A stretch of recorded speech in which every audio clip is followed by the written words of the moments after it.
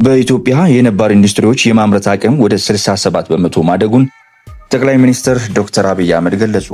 በኢትዮጵያ ባለፉት ዓመታት ትኩረት ከተሰጣቸው በርካታ ስራዎች ከተከናወኑባቸው ዘርፎች መካከል የኢንዱስትሪ ዘርፍ ቀዳሚ መሆኑን ጠቅላይ ሚኒስትር አብይ አህመድ ገልጸዋል። ጠቅላይ ሚኒስትሩ እንደገለጹት ከሀገራዊ ለውጡ በፊት በኢትዮጵያ የነበሩ ኢንዱስትሪዎች በተለያዩ ችግሮች ምክንያት የማምረት አቅማቸው ከ47 በመቶ በታች ነበር። ይህንን ችግር ለመቅረፍ መንግስት ልዩ ኮሚቴ በማቋቋም እያንዳንዱን ኢንዱስትሪ በየቦታው መጎብኘትና ያሉባቸውን ክህሎቶች በመለየት ሰፊ ድጋፍ ስራዎችን ሲከናወን መቆየቱን አስታውሰዋል። በዚህ ቀደም ሲል የነበሩት ነባር ኢንዱስትሪዎች ብቻ በአሁኑ ወቅት የማምረት አቅማቸው ወደ 67 በመቶ ማሳደግ መቻላቸውንም ጠቁመዋል። የኢንዱስትሪ ፓርኮችን በማስፋፋት በተመለከተም ከኮምቦልቻ መቀሌና ሐዋሳ ውጪ ከ10 ያላነሱ አዳዲስ ኢንዱስትሪ ፓርኮች መገንባታቸውን ጠቅላይ ሚኒስትሩ አብራርተዋል።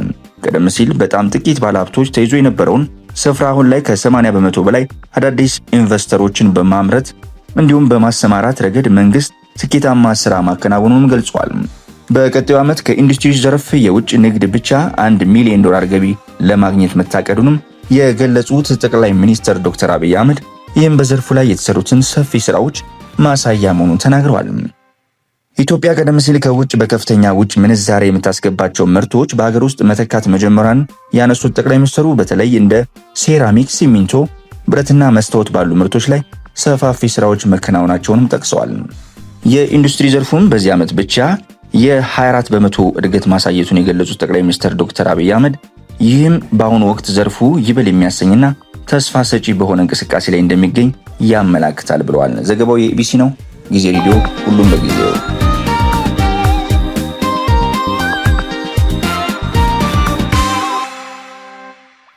ከአስተማሚ ላይ ሞባይል የሰረቀው የሆስፒታል የጥበቃ ሰራተኛ በእስር ተቀጣ። ተከሳሽ ለዓለም ታደገ የሞባይል ስርቆት ወንጀሉን የፈጸመው በኮልፌ ቀራኒዮ ክፍለ ከተማ ወረዳ 1 ልዩ ቦታው አለርት ኮምፕሬሄንሲቭ ስፔሻሊስት ሆስፒታል ግቢ ውስጥ ነው።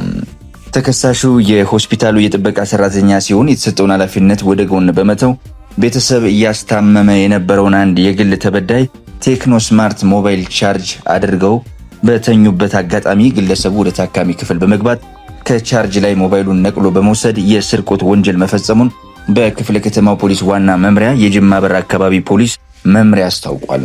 ፖሊስ ተከሳሹን በቁጥጥር ስር ባዋለበት ወቅትም የተሰረቀው ሞባይል በእጁ ላይ እንደተገኘና ሞባይሉ ውስጥ የነበሩ የግል ተበዳይ ሙሉ ፋይሎች በማጥፋት የራሱን ሲም ካርድ አስገብቶ ሞባይሉን ሲጠቀምበት እንደነበረ ተገልጿል። የተከሳሽን ጉዳይ የተመለከተው የፌዴራል የመጀመሪያ ደረጃ ፍርድ ቤት ኮልፌ ምድብ ፈጣን የወንጀል ችሎት ጥፋተኝነቱን በሰው ማስረጃ ካረጋገጠ በኋላ ተከሳሹን ያስተምራል፣ ሌሎች ወንጀል ፈጻሚዎችንም ያስጠነቅቃል በማለት በፈጸመው የስርቆት ወንጀል በ1 ዓመት ከ8 ወር እስራት እንዲቀጣ ውሳኔ አሳልፏል። ጊዜ ሬዲዮ፣ ሁሉም በጊዜው።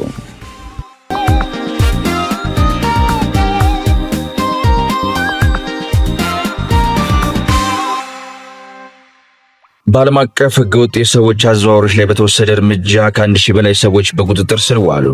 59 ሀገራትን በተሻገረ ህገወጥ የሰዎች ዝውውር መረቦች ላይ በተወሰደ እርምጃ 1000 በላይ ሰዎች በቁጥጥር ስር ዋሉ። በዓለም አቀፉ የፖሊስ ተቋም ኢንተርፖል አስተባባሪነት የተካሄደው ተልዕኮ ለሰብአዊ ብዝበዛ፣ ለግዳጅ ስራና ወንጀል እንዲሁም ለግዳጅ ልመና ሰዎችን ማዛወር ላይ ያተኮረ ነው።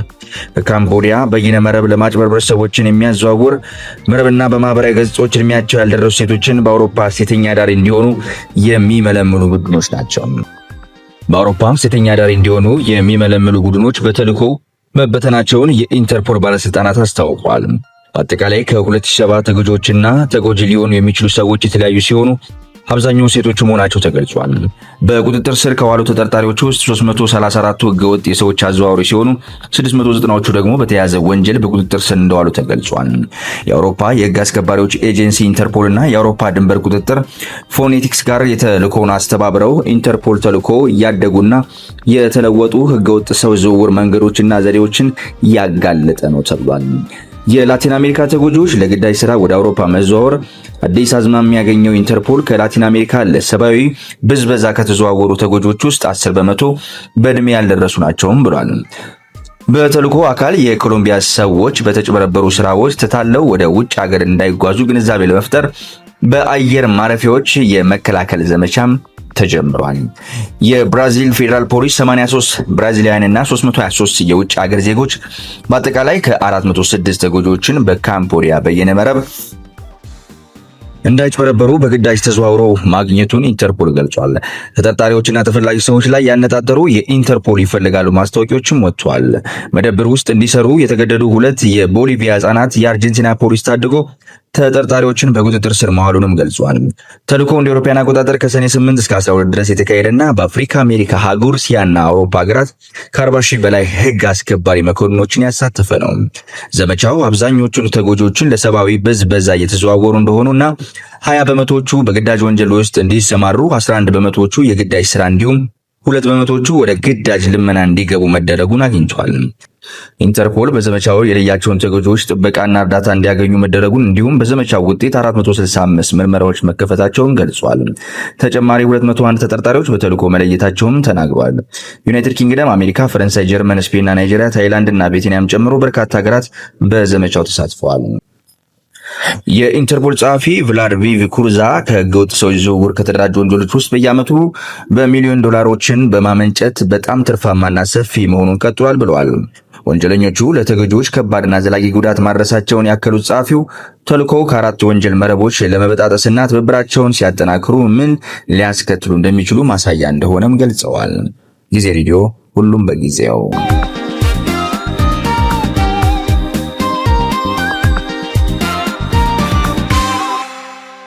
በአውሮፓ ሰደድ እሳት በመነሳቱ በተለያዩ ሀገራት እየተዛመተ ይገኛል ተባለ። በአውሮፓ የተከሰተውን ከፍተኛ መጠን ያለው ሙቀት ተከትሎ የተቀሰቀሰው ሰደድ እሳት ወደ ተለያዩ ሀገራት እየተዛመተ ይገኛል። እስካሁን በስፔን፣ ፖርቹጋል፣ ፈረንሳይና ግሪክ በአጠቃላይ 190 ስኩዌር ኪሎ ሜትር የሚሸፍን ቦታ በእሳት መያያዙ እየተገለጸ ሲሆን የአደጋ ጊዜ ሰራተኞች ሰደድ እሳቱን ለማጥፋት ከፍተኛ ርብርብ እያደረጉም ይገኛል። በተለይም በደቡብ አውሮፓ በተከሰተው የሰደድ እሳት በሺዎች የሚቆጠሩ ሰዎች አካባቢያቸውን ለቀው መሸሻቸውን የዩሮኒውስ ዘገባ አረጋግጧል።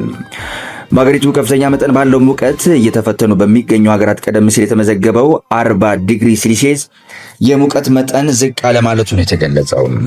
የግሪክ ባለስልጣናት ከሰደድ እሳቱ የሚወጣውን ጢስ ለጤና ጠንቅ በመሆኑ ሰዎች በቤት ውስጥ እንዲቆዩም አሳስበዋል። የአውሮፓ ህብረት ሰደድ እሳቱን ለማቆም የሚደረገውን ጥረት ለማገዝ የእሳት ማጥፊያ ሄሊኮፕተር ማሰማራቱንም አስታውቋል። ጊዜ ሬዲዮ፣ ሁሉም በጊዜው።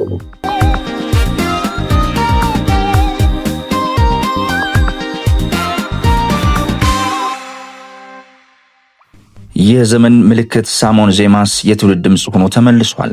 ሳሞን ዜማንስ ሙዚቃን የሚያቀርብ አርቲስት ብቻ አይደለም። ጥበብን እንደ ህይወት የመረጠ ራዩን በዜማ በቃልና በምስል የሚተረጉም ነው።